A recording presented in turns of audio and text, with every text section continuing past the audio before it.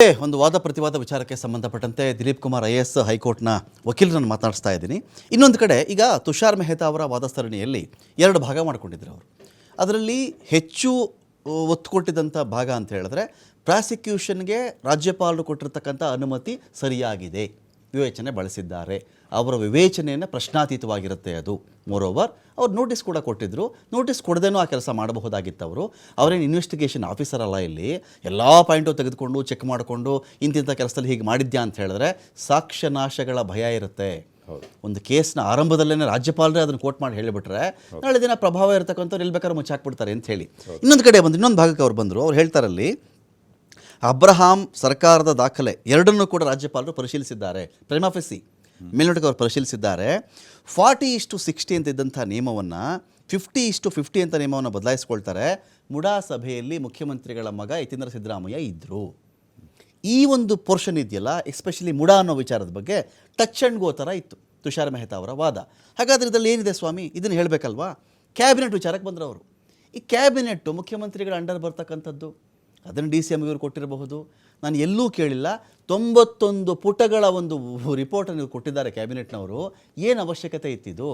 CM ಮೇಲೆ ಆರೋಪ ಬಂದಾಗ ಕ್ಯಾಬಿನೆಟ್ನ ನಿರ್ಣಯಗಳು ಮಹತ್ವ ಪಡ್ಕೊಳ್ಳಲ್ಲ ಅಂತ ಅವರೊಂದು ವಾದ ಆಯಿತು. ನಿಮ್ಮ ಮಾತು ಇದರ ಬಗ್ಗೆ?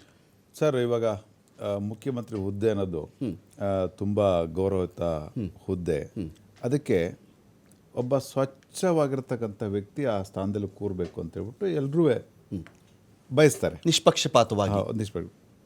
ನೀವು ಹಲವಾರು ಕೇಸ್ಗಳು ಉದಾಹರಣೆ ನೀವು ತಗೋಬೋದು. ಯಾವುದೇ ಒಂದು ಹುದ್ದೆಗೆ ಕಳಂಕ ಬಂದರೆ ಅಥವಾ ಹುದ್ದೆಯಲ್ಲಿರ್ತಕ್ಕಂಥ ವ್ಯಕ್ತಿಗೆ ಕಳಂಕ ಬಂದರೆ ಆ ವ್ಯಕ್ತಿ ಹೇಳ್ತಾನೆ, ಆ ಕಳಂಕವನ್ನು ನಾನು ತೊಳೆದುಕೊಂಡು ಬಂದು ಆ ಜಾಗದಲ್ಲಿ ಕೊಡ್ತೀನಿ. ನನ್ನ ಕಳಂಕ ಇರಬೇಕಾದ್ರೆ ಆ ಸ್ಥಾನದಲ್ಲಿ ಕೂತ್ರೆ ಆ ಸ್ಥಾನಕ್ಕೆ ಅಪಮಾನ ಅಂತ ಹೇಳ್ಬಿಟ್ಟು ಕೆಲವರು ಅದನ್ನು ರಾಜೀನಾಮೆ ಕೊಟ್ಬಿಟ್ಟು ಆ ಕೇಸನ್ನು ಮುಗಿಸ್ಕೊಂಡು ಆಮೇಲೆ ಬಂದು ಮತ್ತೆ ಕೂರೋ ಚಾನ್ಸಸ್ ಇರುತ್ತೆ. ಇದರಲ್ಲಿ ಸಿದ್ದರಾಮಯ್ಯವ್ರು ಏನು ಹೇಳ್ತಾರೆ, ನಾನು ತಪ್ಪೇ ಮಾಡಿಲ್ಲ, ನಾನು ಯಾಕೆ ರಿಸೈನ್ ಮಾಡಬೇಕು ಅಂತ ಹೇಳ್ಬಿಟ್ಟು. ಆಯಿತಾ? ಇನ್ನೊಂದು ಕ್ಯಾಬಿನೆಟ್, ಇವಾಗ ನಾನು ತುಷಾರ್ ಮೆಹ್ತಾ ಅವರ ಆರ್ಗ್ಯುಮೆಂಟ್ ಬಗ್ಗೆ ನಾನು ಕಾಮೆಂಟ್ ಮಾಡೋಕ್ಕಾಗಲ್ಲ. ಇವಾಗ ಕ್ಯಾಬಿನೆಟ್ ಅವರು ಏನೇ ಅವರು ಡಿಸಿಷನ್ ಕೊಟ್ಟರು, ಹೌದು ಅದು ಮುಖ್ಯಮಂತ್ರಿಗಳ ಕೆಳಗಡೆ ಬರ್ತಾರೆ ಅವರೆಲ್ಲ ಒಂದೇ ಪಾರ್ಟಿಯ ಸಚಿವರು ಕೂಡ ಮತ್ತು ಶಾಸಕರು ಕೂಡ. ಅದ್ರ ಬಗ್ಗೆ ನಾನು ಹೇಳಲಿಕ್ಕೆ ಬರಲ್ಲ. But it may be one of the tactics from the CM to governor should not pass any order ಅಂತ. Okay, that's one of the tactics. ನ್ಯಾಯಮೂರ್ತಿ M. ನಾಗಪ್ರಸನ್ನ ಅವರೊಂದು ಪಾಯಿಂಟ್ ಹೇಳ್ತಾರೆ ಇಲ್ಲಿ. ಅವ್ರು ಹೇಳ್ತಾರೆ, ನೋಡಿ, ಮುಖ್ಯಮಂತ್ರಿಗಳ ಪ್ರಾಸಿಕ್ಯೂಷನ್ ವಿಚಾರಕ್ಕೆ ಸಂಬಂಧಪಟ್ಟಂತೆ ಸಂಪುಟ ನಿರ್ಣಯ ಕಟ್ಕೊಂಡು ಏನು ಮಾಡೋಣ ನಾವು? ಅವ್ರದ್ದೇ ನಿರ್ಣಯ ನಮಗೆ ಬೇಕಾಗಿಲ್ಲ. ಹಲವು ಸಂದರ್ಭಗಳಲ್ಲಿ ಸುಪ್ರೀಂ ಕೋರ್ಟ್ ಇದರ ಬಗ್ಗೆ ತೀರ್ಪನ್ನು ಕೊಟ್ಟೇ ಆಗಿದೆ ಆಲ್ರೆಡಿ. ಯಾರು ಬೇಕಾದರೂ ಸಕ್ಷಮ ಪ್ರಾಧಿಕಾರದ ಅನುಮತಿಯನ್ನು ಪಡೆದುಕೊಳ್ಳಬಹುದು. 17A ಇದರ ಅಡಿಯಲ್ಲಿ ಅನುಮತಿ ಇಲ್ಲದೆ ಪೊಲೀಸರು ಕೂಡ ತನಿಖೆ ಮಾಡುವಂತಿಲ್ಲ ಅಂತ ಇದೆ. ಆದರೆ ಪೊಲೀಸರೇ ಅನುಮತಿ ಪಡೆದುಕೊಳ್ಳಬೇಕು ಅಂತ ಉಲ್ಲೇಖ ಎಲ್ಲೂ ಇಲ್ಲ ಅಂತ.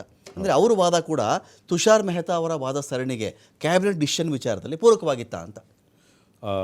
ಅಂದರೆ ಕೆಲವೊಂದು ಎಕ್ಸ್ಪ್ರೆಷನ್ನು of the judges is only to ascertain the fact and the point of law.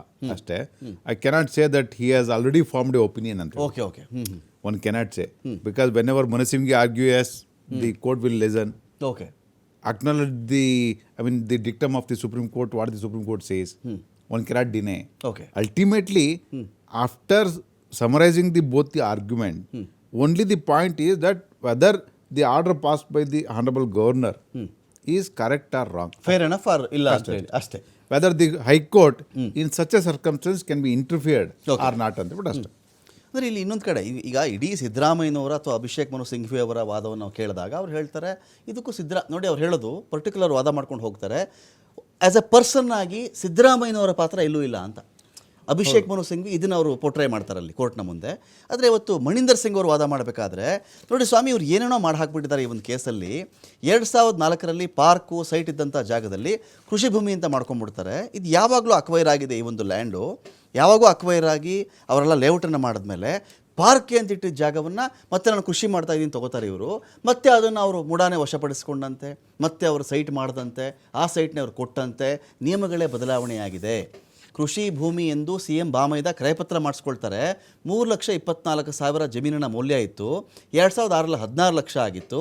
ಆಮೇಲೆ 55 ಕೋಟಿ ಹಣ ಕೇಳ್ತಾರೆ ಇವರು, ಹೇಗೆ ಕೊಡೋಕ್ಕಾಗತ್ತೆ ಅಂತ ಅವರ ಒಂದು ವಾದ ಇತ್ತು. ಇವರೇನು ಬರ್ತಾ ಇದ್ದಾರೆ, ಡೈರೆಕ್ಟ್ಲಿ ಪ್ರಾಪರ್ಟಿ ವಿಚಾರಕ್ಕೆ ಬರ್ತಾ ಇದ್ದಾರೆ ಮಣಿಂದರ್ ಸಿಂಗ್ ಅವರು.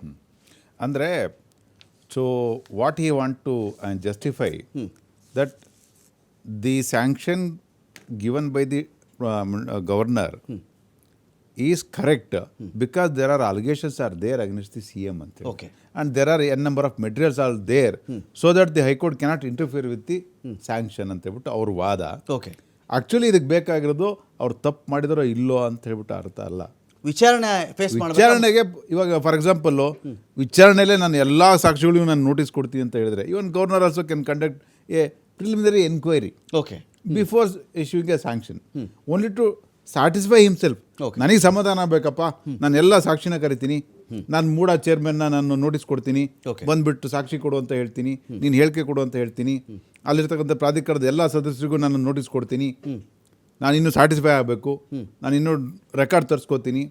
ಆ ಥರ ನೀನು ಮಾಡ್ತಾ ಹೋದರೆ ಇನ್ವೆಸ್ಟಿಗೇಷನಲ್ಲಿ ಯಾರು ಏನು ಮಾಡ್ತಾರೆ, ನೀವೆಲ್ಲ ಇನ್ವೆಸ್ಟಿಗೇಷನ್ ಮಾಡಿಬಿಟ್ರೆ ಓಕೆ ನೆಕ್ಸ್ಟ್ ಪೊಲೀಸರು ರೆಫರ್ ಮಾಡಿದ್ರೆ ಪೊಲೀಸರು ಇನ್ವೆಸ್ಟಿಗೇಷನ್ ಮಾಡಬೇಕು, ಇನ್ಫ್ಲೂಯೆನ್ಸ್ ಆಗ್ಬಿಡ್ತಾರೆ ಅವರು ಅಂತ ಹೇಳಿ. ಹಾಗಾಗಿ ನೀವು ಯಾರ್ಯಾರನ್ನ ಏನಾರ ತನಿಖೆ ಮಾಡ್ತೀನಿ ಅಂತ ಹೇಳ್ಬಿಟ್ಟು ಇವಾಗಲೇ ಗೊತ್ತಾದರೆ ಒಬ್ಬ ಪ್ರಭಾವಿ ವ್ಯಕ್ತಿ ಅವರೆಲ್ಲರೂ ಟ್ಯಾಂಪರ್ ಮಾಡೋ ಚಾನ್ಸಸ್ ಇರುತ್ತೆ. ಹಾಗಾಗಿ ಈ ಸಂದರ್ಭದಲ್ಲಿ ಅಷ್ಟೆಲ್ಲ ಅನುಮತಿ ಬೇಕಾಗಿಲ್ಲ, ಅಷ್ಟೆಲ್ಲ ಹೋಗೋ ಅವಶ್ಯಕತೆ ಇಲ್ಲ. ಓನ್ಲಿ ಸ್ಯಾಂಕ್ಷನ್ ಕೊಡೋಕ್ಕೂ ಮೊದಲು ಸ್ವಲ್ಪ ಅವ್ರ ಗಮನಕ್ಕೆ ಬಂದಿದೆ ಅಂದರೆ ಮೇಲ್ನೋಟಕ್ಕೆ ಇದು ಅಪರಾಧ ಆಗಿದೆ ಅಂತ ಕಂಡು ಬಂದಿದೆ ಅಂತ ಹೇಳ್ಬಿಟ್ಟು ಅನಿಸಿದ್ರೆ ಸಾಕು, ಅವರು ಸ್ಯಾಂಕ್ಷನ್ ಕೊಡ್ಬೋದು ಅಂತ ಹೇಳ್ಬಿಟ್ಟು ತುಷಾರ್ ಮೆಹ್ತಾ ಅವರು ವಾದ. Fine fine thank you Dilip Kumar ಅವರೇ, ನಮ್ಮ ಸ್ಟುಡಿಯೋಗೆ ಬಂದು ಇಷ್ಟೊತ್ತು ಈ ಒಂದು ಚರ್ಚೆಯಲ್ಲಿ ಪಾಲ್ಗೊಂಡು ಮಾತನಾಡಿದ್ದೀರಿ. ತುಂಬ ಹೈಕೋರ್ಟಲ್ಲಿ ಬಹಳಷ್ಟು ಕೇಸ್ಗಳು ಕೂಡ ಇತ್ತು, ಅದರ ಬಗ್ಗೆ ಕೂಡ ಬಂದಿದ್ದೀರಿ. Thank you so much. Thank you Kumar ಅವರು. ಇದರೊಂದಿಗೆ ಈ ಒಂದು ಡಿಬೇಟ್ ಮುಗಿಸ್ತಾ ಇದ್ದೀನಿ. ನಮಸ್ಕಾರ.